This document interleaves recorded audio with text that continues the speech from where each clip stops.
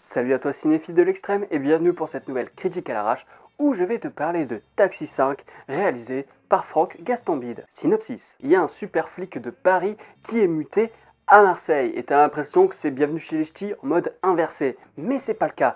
Et donc du coup, eh bien, il se retrouve à la police municipale, le monsieur, avec des vrais branle-couilles et donc du coup, il doit arrêter les riris qui sont les Rital, qui volent plein de bijoux. Et donc pour ça, il a besoin du taxi de Daniel, donc le taxi qu'on connaît tous, et pour ça, il va devoir demander l'aide du petit neveu un peu teubé de Daniel. C'est une comédie vroom vroom. Le film est sympa, mais il n'y a vraiment rien de mémorable, hein. C'est pas un film qui est marquant. Il n'y a pas d'images comme ça qui vont te rester. C'est dommage parce que j'aime bien Franck Gastambide. J'avais bien aimé la série Les Caïras, puis ensuite le film. Après, j'ai bien aimé Pattaya, mais le problème, c'est que j'étais dans une salle remplie d'abrutis, hein, genre 14-15 ans, qui mettent les sièges en vrac et tout. T'as envie de les taper, hein, parce que leurs parents leur mettent pas de baffe dans la gueule. Mais là, pour Taxi, ce qui était cool, j'étais tout seul dans la salle, mais genre tout seul quoi. Je pouvais faire ce que je voulais, je pouvais commenter comme je voulais, il n'y avait pas de problème. Donc là, j'avais pas ce souci d'avoir des gros débiles dans ma salle, ce qui fait que j'ai plus apprécié quand même. Je pense que si j'étais dans une salle blindée, avec des mecs qui rigolent pour tout et n'importe quoi, ça m'aurait fait un peu yesh. Mais du coup, voilà, c'est un film sympathique. C'est un film qui n'a pas, malheureusement, hein, une mise en scène automobile intéressante. C'est assez basique, hein, c'est toujours le même type de plan, c'est-à-dire un plan avec une caméra qui va être collée sur l'aile gauche ou l'aile droite de la voiture, des plans justement en travelling arrière, enfin travelling avant plutôt, mais à l'arrière de la voiture, ce genre de choses. Il n'y a pas un truc de ouf quoi. Ça me faisait rire quand Franck Gastambide, parce qu'il a beaucoup répété, qu'il avait vu Baby Driver et qu'il aurait bien, enfin, qu'il a essayé de faire du Baby Driver parfois dans la mise en scène des courses-poursuites, etc. Tu n'es pas Edgar Wright, Franck, je suis désolé de te le dire, tu n'es pas Edgar Wright, donc non, il n'y a pas ça du tout. Il y a des choses qui sont intéressantes, il y a un mécanisme que j'ai trouvé cool. Je pense que c'est un dispositif, je ne sais pas comment ça fonctionne, peut-être soit un dispositif Steadicam qui est en fait accroché au pare-choc avant de la bagnole, ce qui fait qu'on est vraiment comme dans la bagnole. Si tu préfères, c'est comme quand on va dans une salle d'arcade et qu'on joue à un jeu comme Outrun. C'est-à-dire qu'on est dans le véhicule et puis on bouge en même temps que le véhicule. Ben, là, la caméra suit exactement pareil le véhicule avec un plan de face de la bagnole, quoi. Donc ça, j'ai trouvé ça intéressant, mais c'est tout, quoi. C'est des plans qui sont assez courts, le montage est très effréné, mais c'est pas parce que tu as un montage qui est rapide que c'est obligatoirement lisible. Et c'est pas parce que le montage est dynamique que c'est aussi appréciable, justement. Là, pour le coup, c'est trop. C'est trop épileptique. Il y a pas de moment où on se pose dans la bagnole.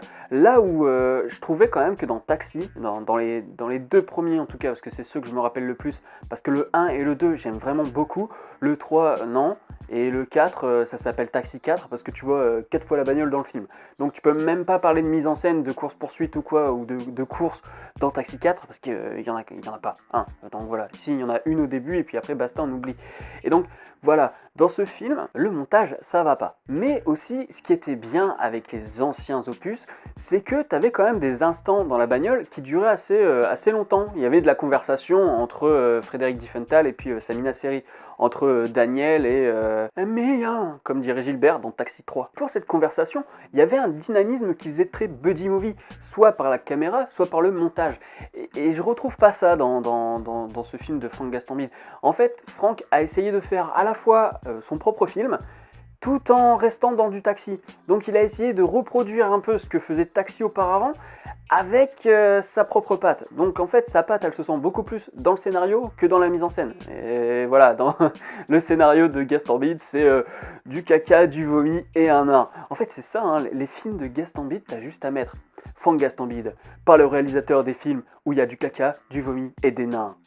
Mais moi enfin, c'est très régressif, hein, t'aimes ou t'aimes pas. Moi perso, le caca et le vomi, je commence à en avoir ras le cul. Mais les nains, moi ça me fait rire. et quand c'est des mecs qui le prennent, qui ont de l'autodérision, ça me va encore plus, quoi. Donc c'est pas de la maltraitance, faut pas avoir du racisme partout, bordel de merde. Et donc là, dans ce film-là, ouais, la mise en scène, ça va pas du tout. Enfin, c'est correct, mais il n'y a rien de... Il n'y a rien qui me fait faire waouh, alors que Taxi 1 et 2, je peux les revoir aujourd'hui et me dire putain, ouais, quand même, ça pète quoi, ça te pète à la gueule. Et même à un moment, il y a. Alors, je pense que c'est une GoPro ou en tout cas que c'est une caméra qui était sur le terrain, si bien qu'il y a un plan, alors peut-être plusieurs, mais en tout cas, il y a un plan où il y a une tache de saleté sur l'écran. Donc tu te dis, merde, moi ça m'a fait sortir du film direct. Sur grand écran, ça se voit carrément du coup. Peut-être pas sur un petit écran, mais là pour le coup, ben, c'est flagrant. Et pour terminer sur la mise en scène, je voudrais parler d'un raccord qui lui était vraiment dynamique, mais dans le bon sens du terme, c'est-à-dire que ça a apporté une fluidité à l'action. C'est qu'il y a un raccord dans l'axe. Donc en fait, vous avez Franck Gastambide et Malik Bentala qui sont dans la bagnole, et ensuite, on a par un fondu enchaîné qui est un raccord dans l'axe en plus. Et en plus de ça, un raccord dans le mouvement, c'est-à-dire que la bagnole va de l'avant et ton travelling, et le travelling va de l'avant, tout comme le raccord fait un travelling avant dans la bagnole, c'est-à-dire que, je suis pas très clair là, c'est-à-dire que on a le plan où ils sont dans la bagnole, mais on est à l'extérieur de la voiture, et par justement ce raccord, on rentre dans la voiture. Mais du coup, tu as l'impression qu'il y a pas de raccord, c'est très fluide en fait. Tu rentres dans la voiture comme ça, et du coup ça apporte un dynamisme et une fluidité dans ton visionnage de l'action. Et ça j'ai trouvé cool, j'ai trouvé ça cool. Mais c'est dommage parce que ça... Enfin après peut-être que si on l'avait utilisé plus que ça aurait donné justement un côté artificiel. Mais je crois que je l'ai vu, j'ai dû le ressentir 2 fois. Enfin je l'ai repéré 2 fois. Mais après peut-être que c'est plus souvent là, mais comme justement c'est fluide, j'ai pas vu le truc m'arriver dans la gueule. Mais donc ouais, ça a apporté du dynamisme quoi. T'as la bagnole qui vient vers toi, t'as un travelling qui va vers l'avant, et ce travelling avant se transforme par un autre travelling avant, par procédé de fondu enchaîné certainement, ou d'un autre effet spécial, avec un travelling avant sur Gastambide, mais cette fois-ci dans la bagnole. Et donc ouais, là tu sens que il y a un côté pilote associé à la bagnole. Et puisque je parle pilote associé à la bagnole, je vais te parler un peu du scénario. Parce que bon, le scénario c'est très basique, hein, c'est comme tous les autres taxis. Il faut résoudre une enquête, et puis t'as des vroom vroom, et parfois t'as des jolies filles. Là, la jolie fille ne sert strictement à rien. Enfin si, elle explique les bidouillages qu'elle a fait dans la bagnole. Mais le côté love interest n'est pas intéressant, justement. Elle apparaît peut-être 2-3 fois en mode salut, je m'appelle Sylvain, j'ai envie de te choper, et elle le renvoie, elle le rembarre quoi, pour finalement avoir le bisou final, hein, ça tu le sais très bien. Mais dans les scénarios des premiers taxis avec Marion Cotillard, donc Lily, et ben Daniel, incarné par Simone Série, et ben il y avait une importance, c'est-à-dire que le gars, ben, il était en pleine course-poursuite, puis d'un coup, t'as Lily qui l'appelle en disant « Ouais, t'avais rendez-vous chez mes parents, t'es où ?» et tout, ça c'est dans le 2, je crois. Il y a une évolution dans les relations, c'est-à-dire qu'après ils vont avoir un enfant, enfin, elle va être enceinte, etc. Et là, t'as l'impression qu'ils ont foutu une gonzesse, histoire de foutre une gonzesse. Alors, je dis pas, hein, moi l'actrice, j'aime beaucoup. J'aime beaucoup. De toute façon, à partir du moment où c'est rebeu, j'aime beaucoup. Je sais pas, j'aime bien les beurettes, qu'est-ce que tu veux que je te dise. Et donc, du coup, elle est là, mais sans être là, quoi. C'est juste, t'as quelques scènes où tu te dis, ah ah, qu'est-ce qu'elle est belle. Enfin, si, il y a aussi le côté, voilà, c'est une mécanicienne, donc ça c'est cool, parce que ça change un peu le truc de les mécaniciens, c'est obligatoirement des gars. Mais c'est un peu passage de flambeau avec Daniel, c'est-à-dire qu'en fait, je crois même qu'en fait, elle a la même piole que Daniel dans les premiers, quoi. Avec la mezzanine, alors au-dessus son appart et en dessous le garage. C'est exactement le même environnement. Mais voilà, avec ou sans elle, ça passe. Et même, j'irai plus loin, c'est qu'il n'aurait pas fallu faire des arrangements sur la bagnole. Et en fait, j'ai pensé à Initial D. Donc, pour ceux qui ne connaissent pas Initial D, enfin Initial D, voilà, je fais genre bilingue, mais en fait, je dis Initial D comme tout le monde. Hein. Et bien, dans cette série animée japonaise, le personnage principal, il a une 86, une bagnole qui date des années 80. Elle est toute pourrie, personne ne peut en faire quelque chose, c'est le moteur est naze, c'est vraiment de la daube. Et le gars, par ses talents de pilote, et non par la puissance de sa bagnole, même si par la suite, au fur et à mesure des saisons, il va être obligé de lui faire des petits arrangements, et bien malgré ça, il arrivait quand même à dépasser les putains de Subaru, de Mazda et compagnie. Donc là, j'aurais bien aimé que la Peugeot 407, ouais c'est la 407, et j'aime pas la Peugeot 407, moi je préférais celle d'avant, là encore c'est frustration quoi. Ils ont changé la Peugeot 4, c'était une 406 je crois avant, pour me faire une 407, alors que la 407 honnêtement, on la voit quasiment pas dans la saga et tout le monde s'en fout, nous ce qu'on kiffe c'est la 406 quoi, bordel.